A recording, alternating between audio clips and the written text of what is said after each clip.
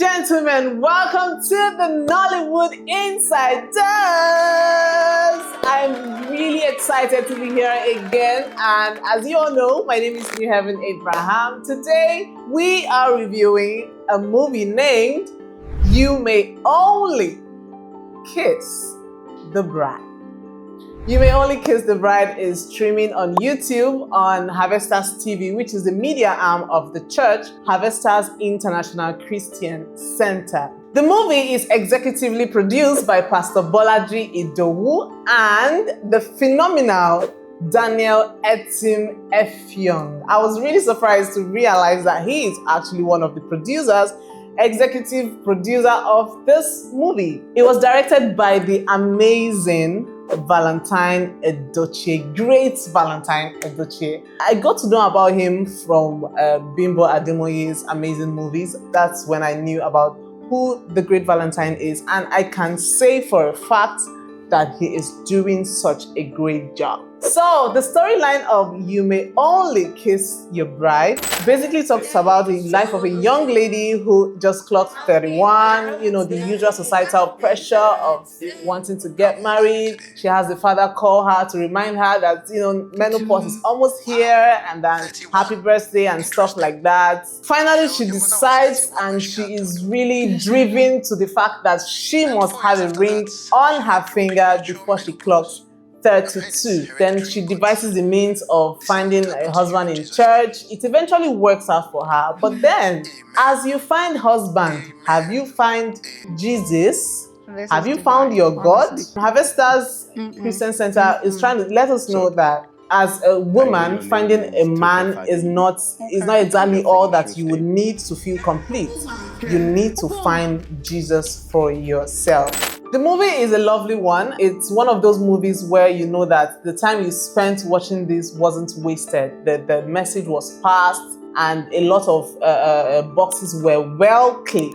Time was managed. I think it's a 1 hour something movie. For every scene, you would know the importance. I must applaud Harvesters TV for putting this together. It was a lovely one. Let's talk about the cast members and their performances. The protagonist of this movie, the main character, was portrayed by the amazing Dorcas Owolagba. Did I get that correctly? Yeah. The name of her character in the movie is Toke. She's a young woman who is just clocked 31, trying to get a husband to put the ring on the finger. And yeah, she did such a great job. I watched her evolve with the movie, and I just kept wondering why I've not seen her. I don't know if she has acted other movies, but I've not really seen her so much in movies, and she should be. She is such a great actress. She embodied her role for every single time that she had to appear on the screen. I must give it to her. She's really good. Very, very good. And then we have Daniel Etim Effiong, who played the character Obong. Obong is the Mr. Right, the man of her dreams, you know, that, yeah, met in church, ticks all the boxes, but there is a but. You want to know the but? Go and watch the movie. Usually, Daniel Etim Effiong, hey, if he did not nail his character, what is he nailing again? As always, he nailed his role. He did such an amazing job. It was awesome. I wasn't expecting anything less, obviously. And then we have Femi Babs. Zuzu Zwalakate. If you know Femi Babs, you know that he does Christian content. He's basically a Christian content creator. It was just so good to see him in the movie. He was just there for the intro scene, and that intro was an intro we didn't know that we wanted. Really, when I clicked on the movie and I saw that intro, I was thinking, are you sure this is not a skit? Having Femi Babs do his snake bites, talk about, you know, the church and what all the dramatic things he was doing with Olaiwola. I must say, that was a good choice of cast members, because these two people, they do godly content in a hilarious manner, obviously, and it was good to have them work together, especially Femi Babs. That guy is just too funny. Whoever brought that idea was awesome, because it will make you want to really keep watching and keep you captivated, and just, you know, clicking something and the first thing you're doing is to laugh. You want to watch the more. So that was a good content idea. The amazing Munachi Abi played the role Didi, which is the friend, the dramatic friend to Toke in the movie. I was so happy to see her. She's a very good actress. If you've seen movies like Gangs of Lagos, she's just amazing, and I wasn't expecting anything less. But I would say that I don't think it was her nature, but she spoke a bit too fast in the movie. Most times you have to go back to analyze what she just said. It was just, at some few scenes, her speech was too fast. But then the performance was good. She was just dramatic, always trying to, lighten up the atmosphere, looking for trouble and stuff like that. We all have friends that are dramatic, so yeah, she nailed her role very well. Teniola Aladese played the role of Rachel, who is also one of the friends of Toke, who is a major actress in the movie. And she did a great job as well. She's a pregnant friend, who is married and have children already. And yeah, still kept to her friends zone. I like the fact that there's this thing that happens in society where people get married and they lose track of their friends. They tend to, after the marriage, want to de-associate themselves with their single friends. They feel like, oh, I've gotten to a certain stage now as a married woman. I shouldn't be mingling with these people. The society has these mindsets where it seems like the single friends you keep after you're married are the ones to give you bad advice that will end your marriage. So yeah, I've had a lot of people complain, oh, my friend got married and that was the end of the friendship. So I like that the movie also pointed out the fact that you could be married, have children, and still maintain your circle of friends. I believe that is what, that's the story that they were trying to tell with the friendship scene, because we had a lot of scene where we had Toke and Didi, Rachel all together doing friendship things, talking, having fun. So I believe they're trying to say that you can still maintain your bond as a married woman with your single friends. So let's talk about Prince Nelson Enwerem of Big Brother Naija. He played the role Richard. Richard is the village people of Toke in this movie. In fact, Richard is the weapon fashioned against Toke in this movie. Richard is that baggage that you have gotten rid of, but they will not live your life. Richard is the ex that has refused to be an ex, but he is still trying to be present in your present life. So Prince played the role Richard. He is that one ex who won't let Toke focus on her focus. He will not let Toke find a better man and move on. In fact, he just keeps on coming back to stress the young woman. And Toke liked him so much that she kept on falling and falling and falling for him, which is very realistic. Women tend to have a lot of, if the bond was there, it would always be there. So the best thing is to keep it in the past. But Toke did not allow it to be kept in the past. Kept on infiltrating into her present until she finally developed sense. But yeah, Prince did a great job. It was good seeing him in this movie, and I hope to see more of him in future movies. It was lovely to have the director, great Valentine Edochie, in the movie as Didi's husband. It was just a one scene stuff, but seeing his name appear in the cast just made me realize how sometimes it is good to, just showcase your cast members once in a while, maybe BTS or something. The times I've seen a director show up in her movie, it's always been Biodun Steven, and she always does a great job. So it was good seeing great Valentine Edochie, who is phenomenal and amazing at what he does, appear on our screen.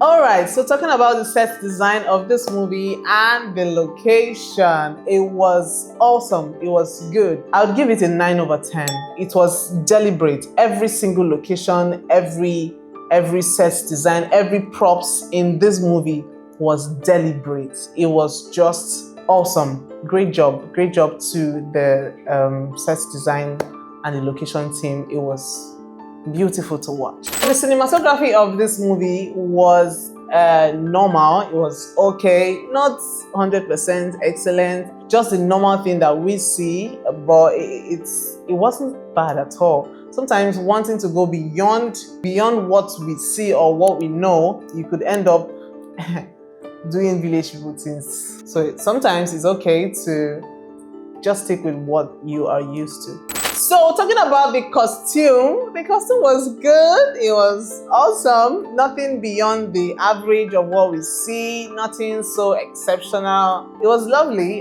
The usual average. Yeah, just there. Not bad, not good, somewhere in between. There was no actual effort to want to go beyond. It was just the normal thing that I expected to see. So yeah.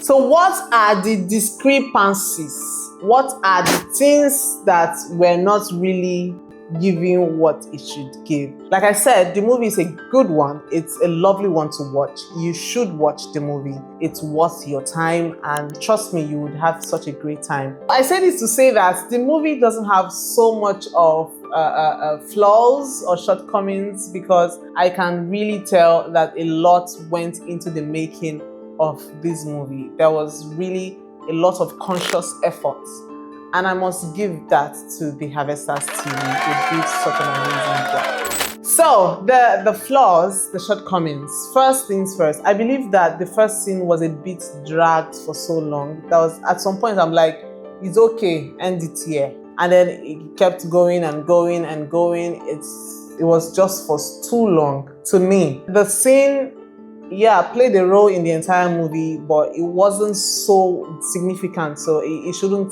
take so much time. And secondly, the cliche pregnancy symptoms in Nollywood has to end. Why is it that every single time you want to tell us that somebody is pregnant, they will always run into the bathroom to vomit? It's too cliche. It's been Nollywood's way of telling us that somebody is pregnant. We should find another way. It's not everybody that used to vomit.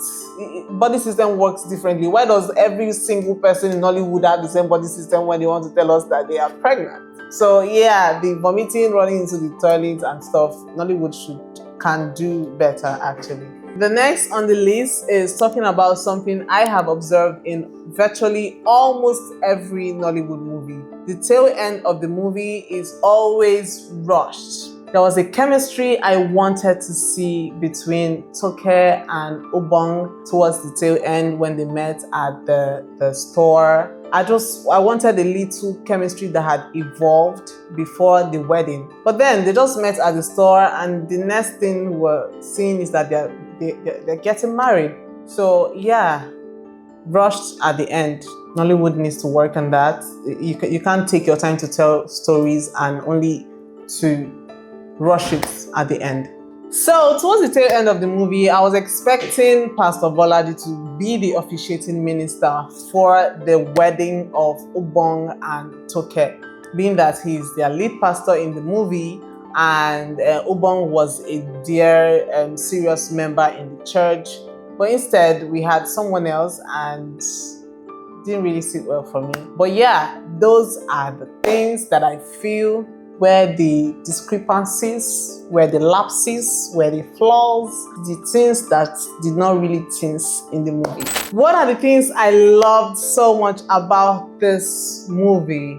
The storyline. The storyline was phenomenal. It was beautiful to watch. As you start the movie, it keeps unfolding, taking you through this journey. You just keep, understanding it, getting involved.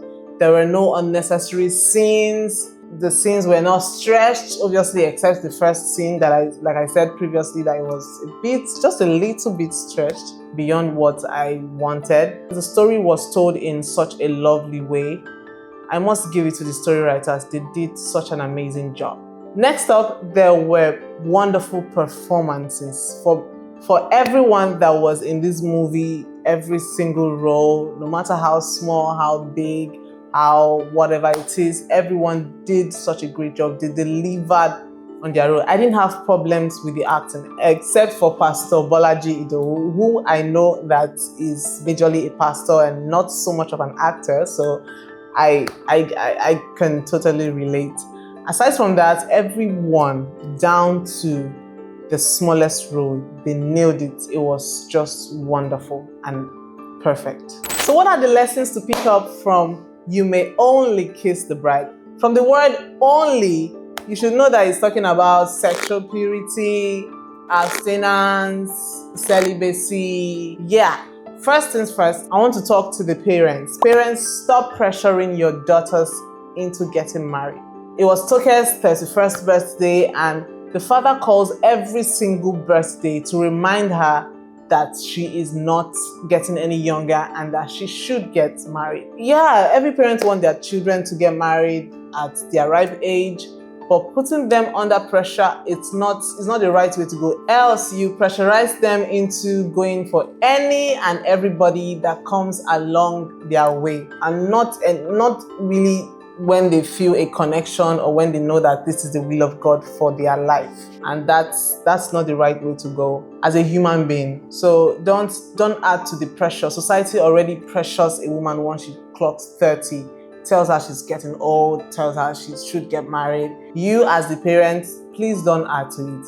You as the big sister or big brother, please don't add to it. Uncle, auntie, cousin, niece, whoever you are in anybody's life, don't pressurize them into marriage. Next up, what are the lessons to pick up from this movie? Build a relationship with God first before looking for the love of the world. Embrace the love of God. To every young man and young woman looking for love, finding love in the hands of a man or a woman without personally experiencing Christ, who is love himself, you're just setting yourself up as a bomb waiting to explode someday.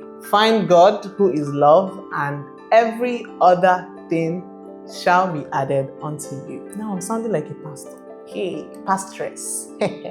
Lastly, for ladies who are in their 30s and above, society can actually do better. There is so much more to a woman aside from finding a man and having children. So the pressure and everything that comes with clocking to 30 drives most of them to depression and puts them in that place where they have to be desperate. And this is me saying that the society can actually do better. My ratings for the movie You May Only Kiss the Bride would be a 7 out of 10. It was lovely, and 7 over 10 does it for me. Good job to the media crew at Harvesters TV. This was a phenomenal movie. Thank you for being here with me. It was awesome. I believe you enjoyed and had such a great time. And you're heading to Harvesters TV to watch the movie You May Only Kiss the Bride. Till I come your way again, I remain New Heaven Abraham. Peace out.